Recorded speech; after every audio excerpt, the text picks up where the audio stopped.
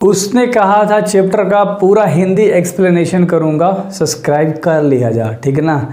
एक एक चीज़ को अच्छे तरीके से समझाऊंगा। सबसे पहले तो हम लोग समझते हैं कि जो उसने कहा था आपका जो ये चैप्टर है मेरे भाई, इसमें मुख्य पात्र के अंदर कौन था? लहना सिंह था, ठीक है। और इसमें सूबेदारनी थी। ध्यान से समझना, मैं आपको बहुत सारी चीज़ें बताने वाला हूँ, ठीक ना। सूबेदारनी थी, ये दो लोग बहुत मुख्य पात्र के अंदर थे, ठीक है। इसको अच्छे तरीके से लिख दूं क्या? चलो देखो, ध्यान से देखो। एक कौन था? सूबेदारनी थी, ठीक है।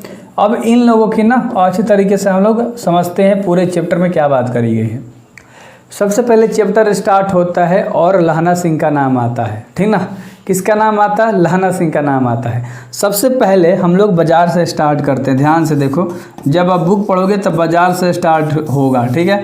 एक 12 वर्ष का लड़का और एक 8 वर्ष की लड़की, ये दोनों क्या होते हैं? मिलते हैं एक दूसरे से। ध्यान से समझना, ये जो 8 वर्ष की लड़की होती है वो टांगों के नीचे आ जाती है, तो ये जो 12 वर्ष का लड़का है उसे टांगों तक से क्या करता है? खींच लेता है। जो टांगों नहीं होता है, बैल वाला गड़िया लगा के चलता था पहले, बोड़ा बोड़ा लोड करके, तो उससे नीचे आने से इस 8 साल की लड़की को, जो लड़का है 12 वर्ष का, ये खींच कर बचा लेता है और उसे उसी पल उससे मोहब्बत हो जाती है, उससे उसी पल प्यार हो जाता है। और वो लड़का वहीं सवाल कर देता है लड़की से कि बता लड़की, तेरी कुड़माई हो गई है? तेरी कुड़माई हो गई है का मतलब होता है कि क्या तेरी सगाई हो गई है? और इस पे लड़की धैत कहकर चली जाती है।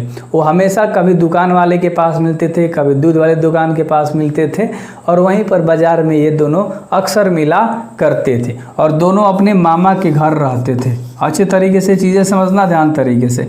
आई होप कि आपको ये जो लव स्टोरी है अच्छे से समझ में आ गया होगा कि दो लड़कों लड़की की बातें हैं, ठीक है। तो आगे क्या होता है, ये लड़का फिर से एक बार अगले दिन सवाल करता है लड़की से कि बता लड़की, तेरी कुड़माई हो गई है? तो लड़की क्या बोलती है? हाँ, मेरी कुड़माई हो गई है, और वह चली जाती है। इस बात को सुनकर लड़का बहुत उदास हो जाता है।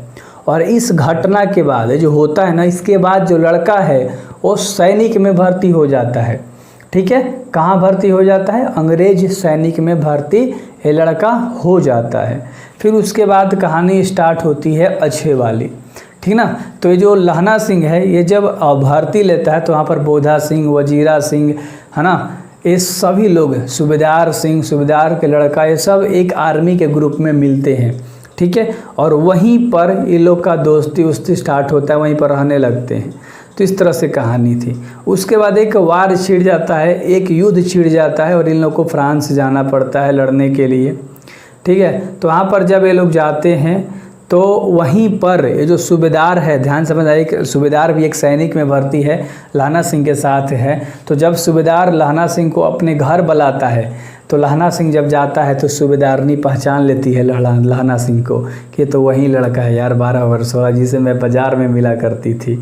और लहना सिंह भी पहचान लेता है ये तो वही लड़की है। और उस लड़की की शादी हो जाती है, किससे? सूबेदार से हुई होती है, इसलिए उसको सूबेदारनी कहा जाता है। तो उम्मीद करता हूँ इतना अच्छे से आपको समझ में आ गया होगा। तो वहीं उन लोगों की मुलाकात होती है, फिर वार में जाते हैं, जंग में जाते हैं। तो जो सूबेदारनी होती है ना, वो अपना आंचल पसार कर लहना सिंह से भिक्षा मांगती है, मतलब एक वादा मांगती है कि आप मेरे बेटे और मेरे पति, इन दोनों की प्राणों की रक्षा करना, ठीक है। फिर वो लोग युद्ध में चले जाते हैं। लहना सिंह की वीरता की कहानी बहुत गाई जाती है, बहुत अच्छे तरीके से लड़ते हैं, ठीक है।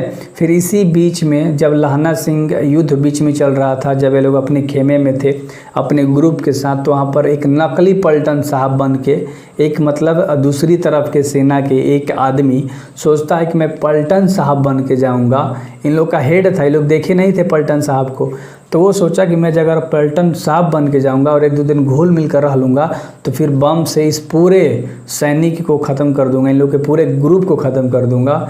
तो ये चला जाता है। लेकिन लहना सिंह बहुत ही चालाक इंसान था, बहुत ही चालाक, समझ रहे हो, क्लेवर इंसान था। वो पहचान लेता है और दबोच लेता है इनको, ठीक है, और इनको अच्छे तरीके से पकड़ा जाता है।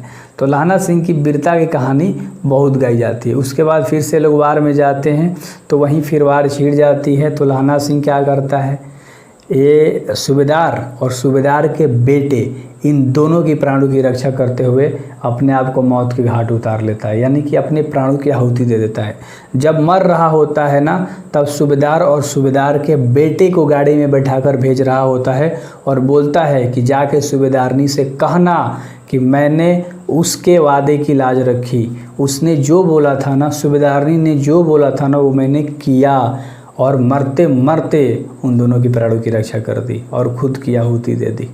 तो इस तरह से लहना सिंह की प्रेम कहानी था। लहना सिंह के पास जो बंदूक था ना, इसमें 77 नंबर का बंदूक था क्योंकि लड़ने गया था, ठीक है। तो वही सारी चीज़ें थी इस कहानी में। आई होप आपको मज़ा आया होगा। जब आप प्रश्न उत्तर करोगे, जब आप परिचय करोगे, जब आप ऑब्जेक्टिव करोगे, सब चीज़ लाइन बाय लाइन कर लोगे, सारांश करोगे, तो आपको अनुमान लगेगा कि हाँ भाई काफ़ी मज़ेदार चैप्टर है। डिस्क्रिप्शन में हिंदी का लिंक होगा, उसमें सारे वीडियोज़ आपको मिल जाएंगे बैक टू बैक, तो सब चीज़ें देख सकते हो। बेस्ट ऑफ लक मेरे भाई। उम्मीद करता हूँ कि ये पसंद आया होगा हिंदी एक्सप्लेनेशन, और इसी तरह से मैं हर चैप्टर का हिंदी एक्सप्लेनेशन दूंगा, है ना। ये पूरे बुक समझाने की कोई ज़रूरत नहीं है, ठीक है। बाकी सारी चीज़ें लाइन टू लाइन देख लोगे तो पूरा चैप्टर अपने दिमाग में उतार लोगे, ठीक है। So best of luck. तैयारी करनी है जम के और फोड़ना है एग्ज़ाम में।